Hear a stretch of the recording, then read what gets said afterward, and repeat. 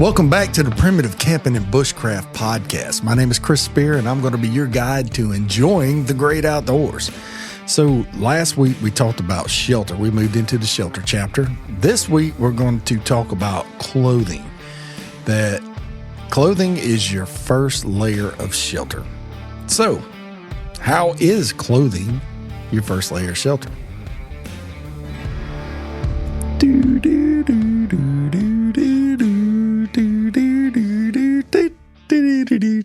All right, enough of me playing music.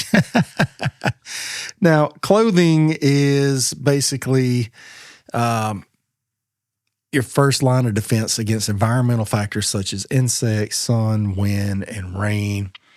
And, you know, while we have seasonal clothing, usually whenever you go out into a primitive camping situation, you're not going to run out there in shorts, you know, regardless of the time of year. Some people will. I have done it before, you know, but seasonal clothing at a minimum, you should dress for the occasion or the environment. And have you ever noticed old photos from the 1800s? People are seen wearing long pants, long sleeve shirts, and most of this stuff was made out of wool, and it was even in the summertime. And this was practical materials like linen, cotton, and wool. They absorbed sweat, and they kept people cool while they were offering protection from the sun and the insects. And that was a big deal, was the insects and then the sunlight, sunburns, stuff like that. Now, I mean, how many times have you been out into the yard doing some yard work or something like that? You're wearing a cutoff shirt, you know, a sleeveless shirt or a V-neck or, you know, tank top or something like that, and you got massively sunburned. The same thing. You go out into the woods, you can get sunburned in the woods. I've done it, and I take my hat off for a little while or whatever, which I hardly ever do. But you get sunburned on, especially on my little bald spot up here, you know, and that's miserable, is getting sunburned on that, you know. So we're not going to dive deep into the seasonal clothing specifics, but you always want to dress for the environment in which you're heading out. Now, clothing is the first layer of shelter. It's, you know, it helps create your microclimate. So whenever you get into your shelter, you know, you have your clothing on and stuff like that. That actually is layers. You know, you got a layer of clothing on, and then you add another layer to it, and then you add another layer to it, and then you add another layer to it. And that keeps you warm. It keeps you dry and stuff like that. It keeps definitely keeps the insects away from you. So general clothing recommendations, whenever you're heading into the woods, you want to dress appropriately for one. But me personally, I'm always going to have some lightweight long pants on, and usually I will have a long sleeve shirt, some kind of lightweight long sleeve shirt on. One, to keep the mosquitoes from biting me, keep the gnats and the chiggers and the ticks from getting all over me. And most of these clothings that I wear will be treated with permethrin, and permethrin is one aspect of insect management, where you really the ticks will not get on you, any of the red bugs, stuff like that. If you've never been introduced to a red bug, God bless you. That is just so, oh man, that's some miserable stuff. So I know there's, at a minimum, I know there's a lot of people out there that get all up into this modern clothing thing, but you really, you know, when you head out into the woods, wear long pants and lightweight long sleeve shirts. But back in the old days, like we was talking about a while ago with the 1800s and then before, the old photographs, you see all these old long sleeve shirts, and these, you know, they were always dolled up, and you seen people out fishing with a suit and tie, and that always blew my mind. But still, it was always long sleeves, and they were always in long pants. You hardly ever, if ever, saw anybody in shorts. even the women, their dresses went all the way down to the ground, and because they didn't have the short skirts and stuff like that, they always had the dresses, and even under that, they were in a onesie or whatever you want to call it. And the men would also be in their undergarment, their onesie stuff, and it's protection. It's protection from the elements. It's protection from, insects. And that's the basis of clothing. And so when you get out into the woods, your clothing is your first line of shelter. Your clothing is going to protect you from all these different things. Mosquitoes are a huge nuisance, and we've talked about those several times through the last several videos that, you wear long pants and long sleeve shirts, and it's, the only place that the mosquito can bite you is where your skin is exposed. And there's different studies out there that say that mosquitoes are more attracted to people that eat certain things. The mosquitoes are more attracted to people with certain blood types. There's all kinds of different stuff out there with mosquitoes that I'm not even covered in this book. I'm not covering in the podcast, but mosquitoes are a huge nuisance. And mosquitoes love me just as much as Jesus does, to be honest with you, when I get out into the woods. Now, there was a thing. I don't know how, if they were really picking or not. When I was doing my orientation at Elmendorf Air Force Base in Alaska, they had this thing that said, do not go out into the woods without protection, because the mosquitoes can drain you in 8 hours. If you didn't have any clothes on and you was out in the woods, the mosquitoes would drain you of all your blood in 8 hours. So I don't know how true that was, but that's what they told us. And I guess being young and naive at the time, because we was always worried about being able to,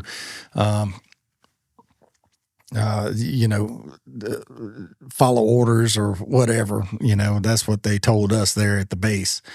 But, one of the benefits of clothing in the woods and general clothing recommendations of long pants, long sleeve shirts is wear loose fitting long sleeve clothing. It helps you stay cool in hotter environments and warm in cooler environments. And so this really pertains to like woolen, stuff. And you're noticing here lately that they're starting to make your base layers out of real fine wool. Like the developments in wool has really changed. They're made out of wool, but they almost feel synthetic. That's crazy. And wool retains the heat, and it retains it wicks away the moisture, is antibacterial. Wool is an amazing thing, especially when you're out into the woods. Now, removing your clothing in hot weather speeds up dehydration. And so whenever you get out into the woods, you start sweating. Let's say you're wearing a cotton shirt and you're out there just sweating to death, and you're like, man, forget this, it's hot, and you take off your shirt. So what you did is you remove the wet clothes that is actually helping to keep your body cooler, which is actually helping you to sweat less. You remove that, and it's going to actually make you sweat more, and it's going to actually contribute to your dehydration. So when you get into the woods, keep your clothing on. So layering your clothes.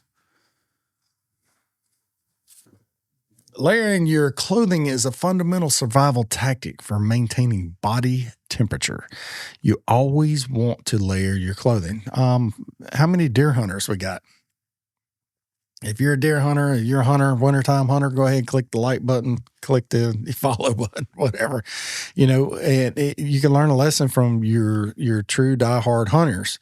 All these hunters are they layer their clothing when they go out, and these guys learn it from a young age, which learned it from a dad or a grandpa or a great grandpa, all passed down through tradition. Layering your clothing is fundamental for survival tactics. If you want to go out into the woods, you want to layer your clothing. You want to start with a base layer and then another layer and then another layer, because as you get hot, you could take a layer off. As you start to get cooler, you could start putting another layer back on. And it's almost like in your house, you have layers of insulation. You got the insulation on your outer walls, and then you got the insulation on in your ceiling and stuff like that to keep your house a certain temperature. Now, depending on the thickness of your walls and the thickness of your rafters, you got different thicknesses of insulation. It's the same thing. So whenever you, it's not really the same thing, but it sounded cool. But it's basically the same thing. It's insulation, and your clothing is insulation. The main goal is to keep your body warm. Is to keep your body from getting bit by diseased animals or insects. Is to keep you from getting sunburn. So the main purpose of your clothing is to keep you safe.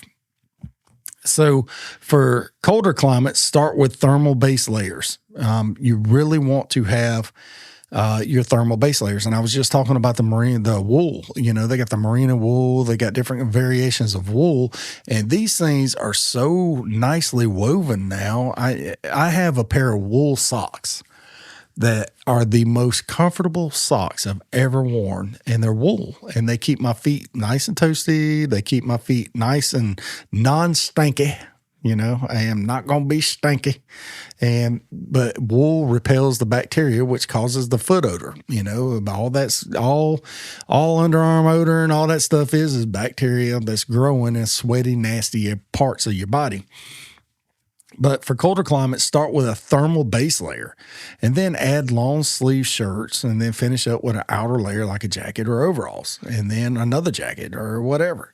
So when you're heading out into the woods, you don't want to overweight yourself with clothing to the point to where you're sweating. And you don't want to, if it's going to be cold, and this has happened to me, in South Mississippi during the daytime in October, November, December, really, it'd be 80 something degrees. All right. It's in the middle of winter, be 80 degrees. You walk through the woods, you find your little deer stand, you climb up in a tree, you're sweating, but at the evening before the sun goes down, it's going to dip down into the 30s or the 40s. It's a wide temperature swing here in South Mississippi. So when you get into your tree stand and the sun starts going down, and then the canopy of trees is starting to make everything darker in there, and the sunlight's is fading away, the temperature starts dropping, and you've been sweating. Now all of a sudden you're shivering. And it's happened to me so many times that, I didn't take my base layer, or I didn't take my layers off while I was walking to the stand. You don't want to get to your stand, or you don't want to get to where you're going. You don't want to exert yourself so much that you're sweating with all these layers on. You want to take the layers off, do what you got to do. And as you get cooler, you start putting your layers back on. So, start with a thermal base layer, add long sleeve shirts, finish with an outer layer if you want. This approach prevents hypothermia, and it helps regulate your microclimate. That's, once again, we're all back into a microclimate, and that's really what we're doing. That's really what we're talking about when we're talking about clothing as your first layer of shelter. So clothing materials, we got cotton, wool, and synthetics, okay? Cotton is great in warm weather because it absorbs the moisture. Yeah, I mean, it's absolutely great. Majority of the time, I got cotton on when I'm out in the summertime. But when it gets wet, it loses all. And I'm not meaning all, but I'm saying all, every bit of, none left, all of its insulative properties.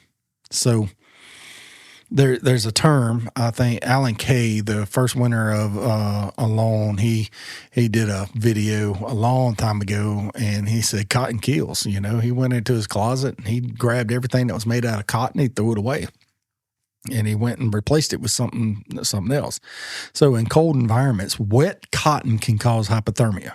Now, always remember that cotton kills. All right. Cotton kills. It's comfortable. It's great. I ain't going to lie. Cotton is absorbative, or it absorbs. And boy, welcome to the Spirit Outdoors podcast, because we're going to make up words here. No, but anyway, cotton's going to absorb any kind of moisture. It's going to absorb it. And it is real good at wicking and absorbing. And so once you get your cotton all wet, it's hard to dry out, especially when it's cold. You're going to have it dried out over a fire. And that cotton, once it absorbs all the sweat or liquids, so you got wet or something like that, it is actually going to keep you cooling you down to the point where it's going to lower your body temperature and cause you to go into hypothermia. Now, wool works in both warm and cold climates. And what it does is it wicks moisture and away from you, and it retains heat even when it's wet. So it's one of the very few, I think there's some synthetics that do the same, but wool is all natural stuff that it will actually keep you warm even when you're wet. And that's why you see on a lot of these survival shows like Alone or Outlast, or, some of these other ones, not the Naked and Afraid, but on these little survival shows, you always see that they're wearing wool. You see these wool jackets that they have. You see the wool caps. You see the wool socks. You see the wool underpants, stuff like that. Base layers. They got the wool on them because the wool always keeps you warm, even in cold climates. Now, wool has gotten, like I said earlier, they got some advancements in wool technology, believe it or not, that you can wear wool socks year round. I do. I wear wool socks. That's, Bass Pro Shops offers 6 pairs of wool socks for $20. Wool socks. And it does have some spandex in there, but they are wool socks. They help with doing what we're talking about. Now, they're probably not the best rated or whatever, but still, they're very comfortable. They do their job. They do what they're supposed to do. Now, wool is naturally antibacterial, so it helps reduce body odors. And by making wool socks and blankets ideal for camping, you're going to smell your best. You're not going to be stinky. And so when you get out into the woods, and you wearing your wool out there routinely, it is actually going to be antibacterial. It's going to be less, it's going to have less properties to get you sick, less growth of bacteria on you. So, and then while wool, it can seem very heavy, these advancements have made it more comfortable. Now, wool heavy, when wool is wet, it'll soak up the water. But as I mentioned a while ago, that it will keep you from freezing, but it will be extremely cumbersome. It'll be extremely heavy, and you can wring it out, you can dry it up, you can fling it out, the water will repel off of it. Wool is awesome, awesome stuff. Now, synthetic materials like polyester and nylon are common for outdoor clothing because they're often waterproof or water resistant, and these new materials are, especially the polyester, is made from recycled bottles. So if you want to save the planet, you want to go green, get you some polyester and go for it. And they got some clothing out there now made out of polyester that's made from recycled plastics. That this stuff is soft. I mean, it is soft. It almost feels like silk, and it's 100% polyester, But polyester blends with natural fibers can offer comfort and durability. So you got some polyester and wool blends. I know there are some wool blankets out there that have polyester blends with wool. And so it's got that dual benefit where you got the wool that actually helps with the warmth and the polyester with the waterproofness. And, wool it absorbs, but it wicks away. But, those blends are pretty cool. But be cautious with synthetic materials whenever you get around a fire. And one thing about wool is that wool is fire retardant, and it is very fire retardant. Cotton is not. Cotton will catch on fire. Cotton will burn. You can burn a hole through your cotton clothes real quick with a spark from a ferro rod. Synthetic materials, you can burn a hole through any kind of synthetic anything with a spark from a ferro rod or an ember from a fire.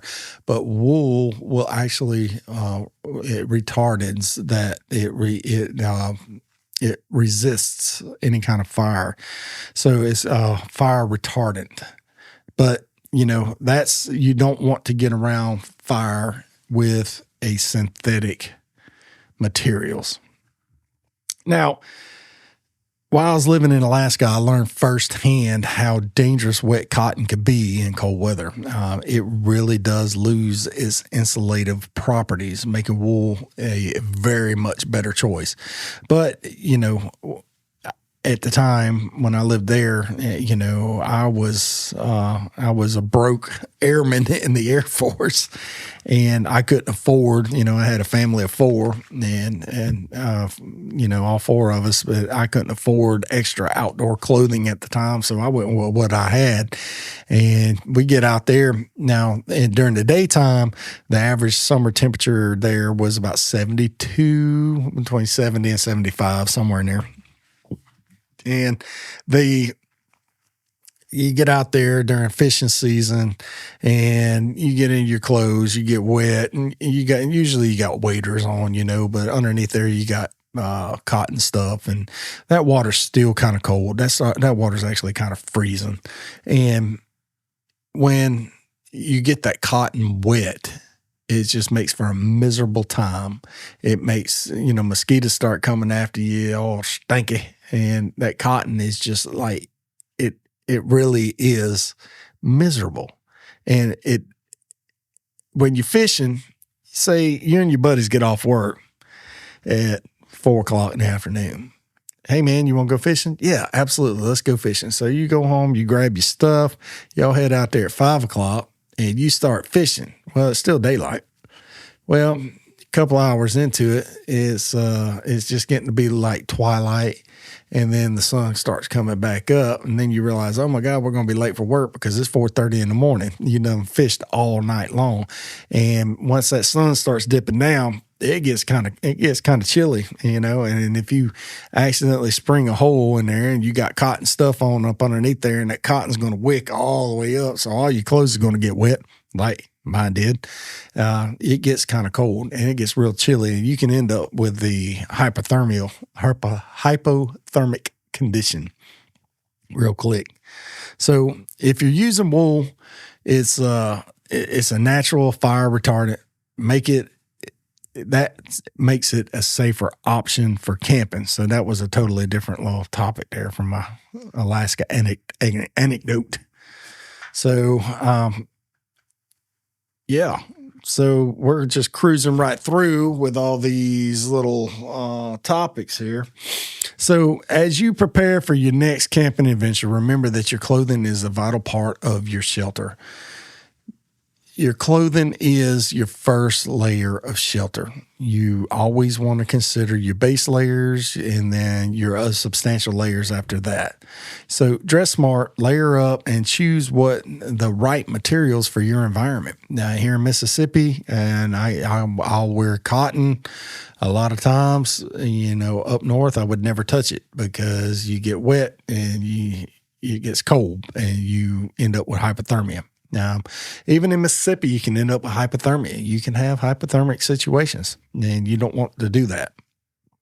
So in the next episode, we're going to dive deeper into advanced shelter setups. We're going to get into primitive camping and bushcraft. So really, pick up a copy of the book. We're going to follow along, and we're going to really get into advanced shelter setups with tarps and stuff like that. So be sure to grab your copy. And I just want to say thank you for following along. If you have not done so already, go ahead and hit that like button, hit the subscribe button, and go ahead and rate and review this podcast on whatever platform you're listening to. So if you got any questions, send me an email. It's listed in the discussion or the show notes, and also leave a comment on YouTube or whatever platform you're watching. So I want to say thank you so much for joining me today, and I'll see you next time. God bless you.